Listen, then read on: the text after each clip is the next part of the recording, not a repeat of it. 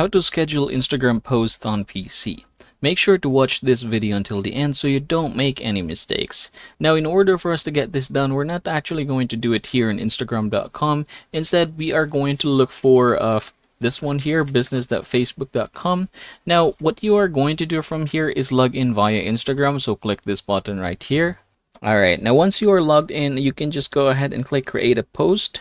And then from here, what you are going to do is just add some photo or video. So you can click this one, upload from desktop, and then you can go ahead and choose your own photo.